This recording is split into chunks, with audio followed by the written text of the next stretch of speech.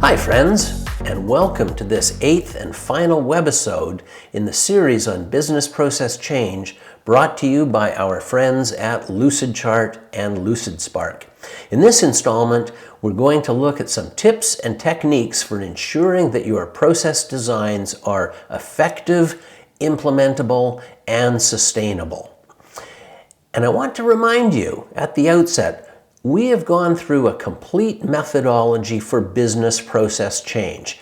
Yes, the goal is to lay out the actual flow diagram for that new process, but we need to go through every phase. Each of them contributes to the end goal. For instance, the first three ensure we get off to a good start with a real end-to-end process, issues identified for all stakeholders, and techniques that help us avoid getting into unhelpful detail. Then in the last webisode, we looked at this phase that accomplishes a pivot from the assessment of the as-is to the generation of ideas for the to-be. And in this webisode, we're going to look at the three phases that make up the design of the to-be process.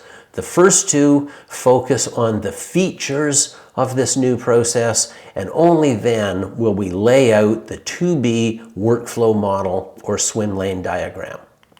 So, the first order of business is to identify those key features of the to-be process. And remember, a feature is a significant change or improvement or factor in the design of a new process. And what is critical to this method is they are often implementable one or two at a time. So we can do a phased or agile implementation, not a big bang. Now, last time in webisode 7, we looked at using the assessment by enabler to generate ideas for the future state. We could use other techniques too, like surveys or brainstorming. Some of those ideas will become features, like a new job role, a revisited policy, or changes to performance measurement. There will probably be features that focus in all 6 of the methodologies. But how will we get there? Because you may have generated 50 or 100 or more ideas. How will we get that down to a reasonable number? Well, you could do a formal numerical assessment, idea by idea. I'm not a fan, but some organizations like the numbers. So an approach that I've seen is to take each idea, like instituting a single point of contact, and then assessing how good is it for each stakeholder on a 1 to 3 basis, what is the ease of implementation, 1 to 3, and coming up with a total. In this case, 10. The maximum is 12. The higher the number, the better the idea. But I prefer, as a facilitator, to rely on the group's ability and desire to seek consensus, which has been built up through their collective knowledge and experience from the first phases of the process, where they've developed an understanding of the as-is and an idea of what is needed in the to-be. So we're going to use a technique called brainwriting to reduce those ideas or synthesize the ideas into a small number of key features. And brainwriting, I often call big wheel, little wheel facilitation. So the big wheel part comes when the facilitator addresses the entire group with a question or an instruction. For instance, let's each identify the key features of the to-be process, and then each participant individually brainwrites their ideas on a separate post-it or on a virtual sticky note. And 25 years of research has shown this generates more and more diverse ideas, and it's easier for everyone to make their contribution. Then, small working groups synthesize the individual ideas into a group consensus of 5 to 7 really key ideas, and then the whole group takes those and pulls that together into the key features of the new process. Typically 5 to 7, never more than 10. So here's an example. In this case, we can see a lot of these post-its, I think 10, have been brought together into a feature that the group described as data will be digital by default, validated and captured at source, and suitable for downstream use. Another feature took the form of visibility into the current state of each process, each faculty search, by anyone with a need to know. And of course, Lucidchart or Lucidspark are perfect for a brainwriting session like this, and here's what it might look like. And there are some of the other features that this particular group identified. Then we're going to pivot from generating features to assessing each feature one enabler at a time. This has turned out to be a very powerful technique. It helps us ensure each feature is implementable and sustainable, and most of all, helps us avoid unanticipated consequences. So, it's a straightforward idea. We just have to apply some rigor and discipline. For each proposed feature, we will ask what needs to change in each specific enabler to make this feature work. And there may be several changes needed. So for instance, in this example, the feature was to assign authority for higher value work to support staff rather than having it being done by more expensive or scarce records managers. And this revealed many things, including we had to be very careful with the performance measures for support staff to make sure they weren't penalized for taking on this additional work. And there were certainly policy considerations. Policies may currently state that a records manager must do a particular piece of work. There may be even government regulations to consider. Here's a richer example, the form that I currently use. And in this case, we first of all build a richer description of what the feature is. We name it, forensic strategy, in this case from a forensics lab. Then we describe exactly what the feature is, what change is being proposed. We describe the issues that it is intended to address, and then articulate the anticipated outcomes or benefits. And in this example, and in others, I've heard later on this is extremely beneficial during training and rollout, because people can see exactly what issues are being addressed and what the proposed change is. Then, as we did in that simpler example, we will assess that feature one enabler at a time.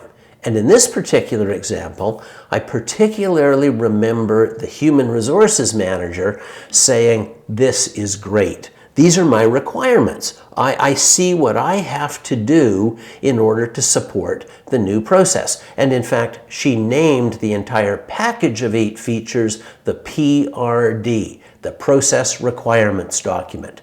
And in that particular session, the legal person also saw some significant work, possibly even having to negotiate new legislation. And the beautiful thing, this was accomplished. All 8 features were assessed in a single 5-hour session. So with a framework and some discipline, you can get a lot done in a short period of time. Now, that final phase, we're going to design the flow for the to-be process.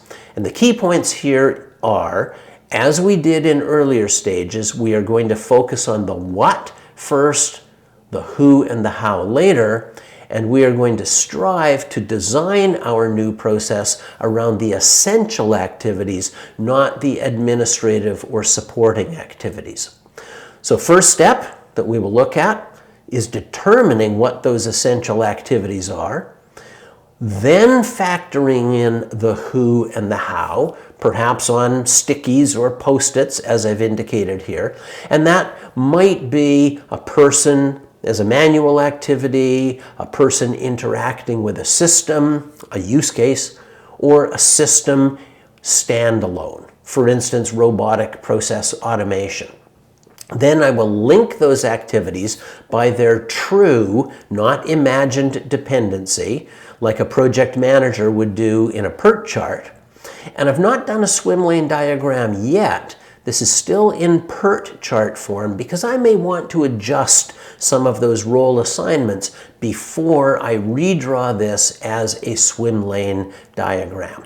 And only then am I going to add the non-value added but necessary activities, transport, record keeping, notification, and so on. And I'm going to ensure that all approval steps really are necessary, because I want to design around the essence.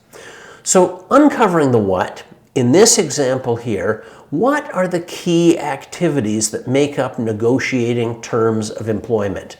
And in this case, I had groups brainwriting, starting individually, and then 2 groups synthesized these ideas.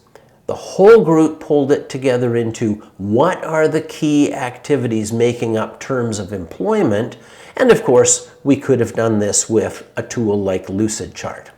Here's a similar example, same process, but at another institution.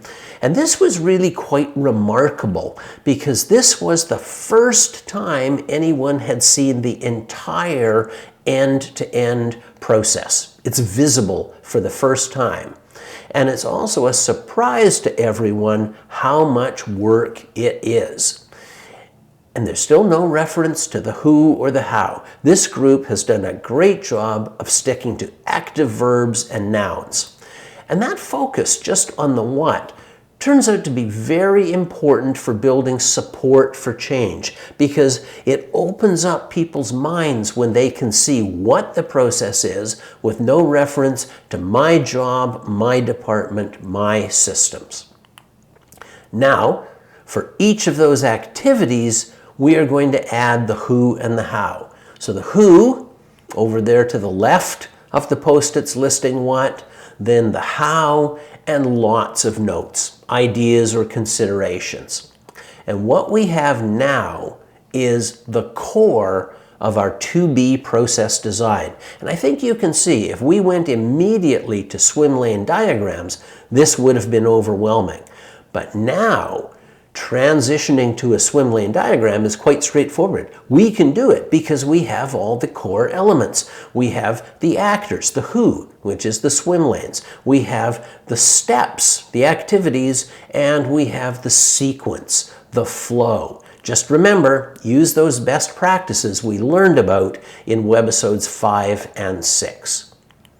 So at the end of these process interventions, which are usually just 2 or 3 days, sometimes up to 5, I always end by looking back at where the group has been and what stood out to them.